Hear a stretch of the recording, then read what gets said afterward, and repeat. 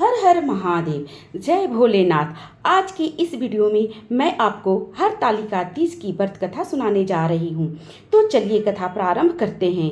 कैलाश पर्वत की सुंदर शिखर पर माता पार्वती जी ने महादेव जी से पूछा, हे महेश्वर, मुझसे आप वह गुप्त से गुप्त वार्ता कहिए जो सबके लिए सब धर्मों से भी सरल तथा महान फल देने वाली हो। हे नाथ, यदि आप भली भांति प्रसन्न हैं तो आप उसे मेरे सम्मुख प्रकट कीजिए। हे जगन्नाथ, आप यदि मध्य आदि और अंत रहित हैं, आपकी माया का कोई पार नहीं है। आपको मैंने किस भांति प्राप्त किया है, कौन सा व्रत तप योग दान के पुण्य फल से आप मुझको वर के रूप में मिले। श्री महादेव जी बोले, हे देवी, यह कथा सुनो। मैं तेरे सम्मुख उस व्रत को कहता हूँ जो परम गुप्त है। जैसे तारागणों में चंद्रमा और ग्रहों में सूर्य, वर्णों में ब्राह्मण, देवताओं में गंगा, पुराणों में महाभारत, वेदों में साम और इंद्रियों में मनु श्रेष्ठ हैं, वैसे ही पुराण और वेद सब में इसका वर्णन आया है, जिसके प्रभाव से तुमको मेरा आधा आसन प्राप्त हुआ है। हे प्रिय, मैं उसी कथा का वर्णन करता हूँ, सुनो। भाद्रपद अर्थात भादो मास के शुक्ल पक्ष की हस्त नक्षत्र संयुक्त तृतीया यानी तीज के दिन इस व्रत का अनुष्ठान करने मात्र से सब पापों का नाश हो जाता है। तुमने पहले हिमालय पर्वत पर इस महान व्रत को किया था जो मैं तुम्हें सुनाता हूँ। पार्वती जी बोली, हे प्रभु, इस व्रत को मैंने किस लिए किया था यह मुझे सुनने की इच्छा है, तो कृपया करके कहिए। शंकर जी बोले, आर्यावर्त में हिमालय नामक एक महान पर्वत है, जहाँ अनेक प्रकार की भूमि अनेक प्रकार के वृक्षों से सुशोभित है, जो सदैव बर्फ से ढके हुए हैं तथा गंगा की कल कल ध्वनि से शब्दमान रहता है। हे पार्वती जी, तुमने बाल्यकाल में उसी स्थान पर परम तप किया था। 12 वर्ष तक तुमने जल में रहकर तथा बैसाख मास में अग्नि में प्रवेश करके तप किया। श्रावण के महीने में बाहर खुले में निवास कर अन्न त्याग कर तप करती रही। तुम्हारे उस कष्ट को देखकर तुम्हारे पिता को बड़ी चिंता हुई। वो सोचने लगे कि मैं उस कन्या की शादी किससे करूं। इस अवसर पर देव योग से वहां पर ब्रह्मा जी के पुत्र नारद जी भी आए। देवर्षि नारद ने तुम शैलपुत्री को देखा। तुम्हारे पिता हिमालय ने देवर्षि को अर्धपाद आसन देकर सम्मानित सहित बिठाया और कहा, हे मुनीश्वर, आपने यहाँ तक आने का कष्ट कैसे किया, कहिए क्या आज्ञा है। नारद जी बोले, हे गिरिराज, मैं विष्णु भगवान का भेजा हुआ दूत यहाँ आया हूँ। तुम मेरी बात सुनो। आप अपनी कन्या को उत्तम वर को दान करें। ब्रह्मा, इंद्र, शिव आदि देवताओं में विष्णु भगवान के समान कोई भी उत्तम नहीं है, इसलिए मेरे मत से आप अपनी कन्या का दान भगवान विष्णु को ही दे। हिमालय बोले, भगवान वासुदेव स्वयं ही कन्या को ग्रहण करना चाहते हैं और इस कार्य के लिए आपका आगमन हुआ है, तो यह मेरे लिए तो गौरव की बात है। मैं अवश्य उन्हें ही दूंगा। हिमालय का यह आश्वासन सुनते ही देवर्षि नारद जी आकाश में अंतर्ध्यान हो गए और शंख चक्र गदा पद्म एवं पीताम्बरधारी भगवान विष्णु के पास पहुँचे। नारद जी ने हाथ जोड़कर भगवान विष्णु से कहा, प्रभु, आपका विवाह कार्य निश्चित हो गया है। इधर हिमालय ने पार्वती जी से प्रसन्नता पूर्वक कहा, हे पुत्री, मैंने तुम्हें गरुड़ ध्वज भगवान विष्णु को अर्पण कर दिया है। लेकिन पिता के इन वाक्यों को सुनते ही पार्वती जी अपनी सहेली के घर गई और पृथ्वी पर गिरकर अत्यंत दुखी होकर विलाप करने लगी। उनको विलाप करते हुए देख सखी बोली, हे देवी, तुम किस कारण से दुख पाती हो, मुझे बताओ, मैं अवश्य तुम्हारी इच्छा पूर्ण करूंगी। पार्वती जी बोली, हे सखी सुन, मेरे मन की जो अभिलाषा है वह सुनाती हूँ। मैं श्री महादेव जी को वरण करना चाहती हूँ। मेरे इस कार्य को पिताजी ने बिगाड़ना चाहा है, इसलिए मैं निस्संदेह इस शरीर का त्याग करूँगी। पार्वती जी के इन वचनों को सुनकर सखी ने कहा, हे देवी, जिस वन को तुम्हारे पिता ने ना देखा हो तुम वहाँ चली जाओ।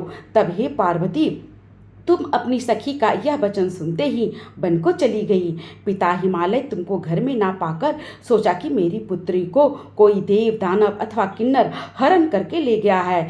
मैंने नारद जी को वचन दिया था कि मैं अपनी पुत्री का गरुड़ ध्वज भगवान के साथ वरण करूंगा। हाय, अब यह कैसे पूरा होगा। ऐसा सोचकर वे बहुत चिंतातुर हो मूर्छित हो गिर गए। तब सब लोग हाहाकार करते हुए दौड़े और मूर्छा दूर होने पर गिरिराज से बोले, हमें आप अपनी मूर्छा का कारण बताओ।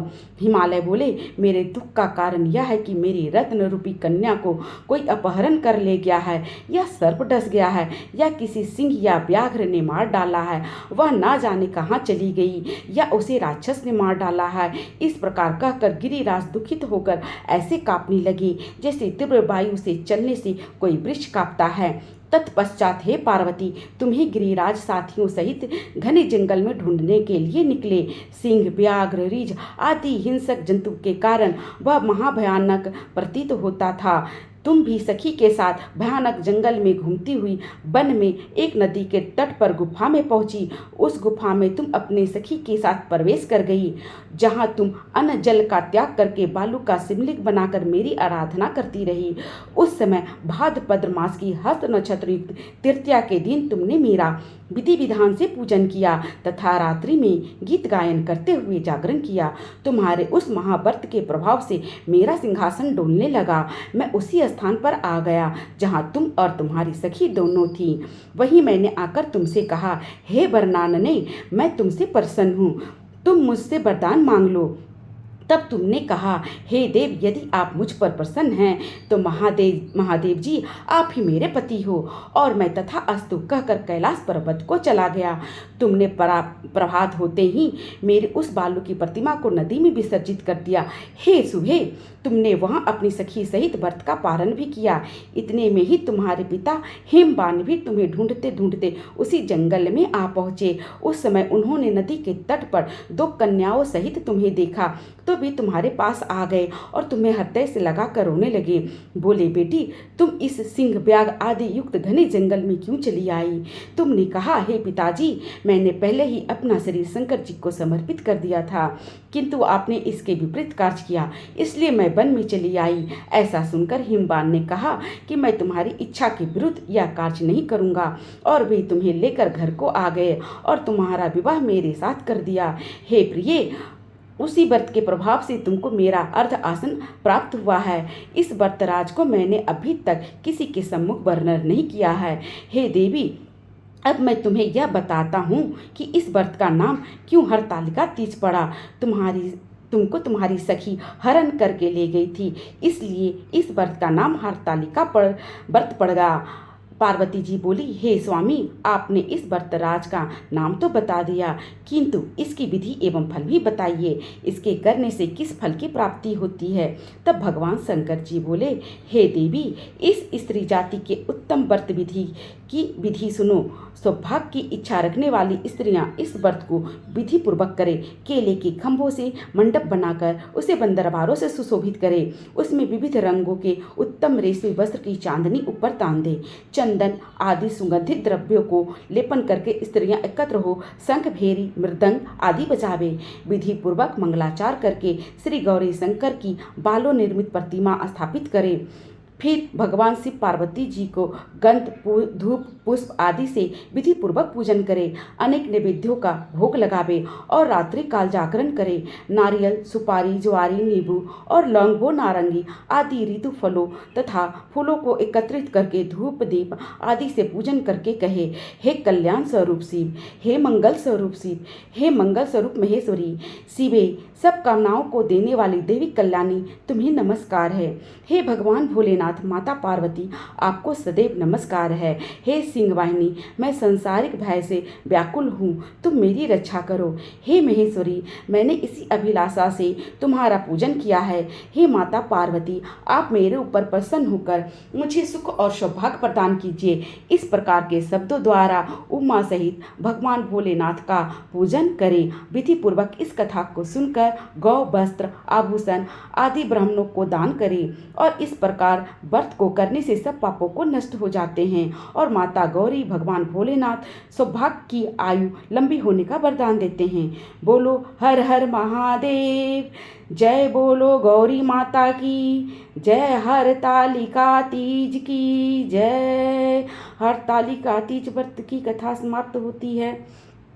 इसी तरह की कथा के वीडियोस को देखने के लिए इस चैनल को सब्सक्राइब जरूर कर लें, बेल आइकॉन पर क्लिक कर लें ताकि आगे आने वाले वीडियोस के नोटिफिकेशन आपको मिलते रहेंगे। इस वीडियो को देखने के लिए आपका बहुत बहुत धन्यवाद। ओम नमः शिवाय।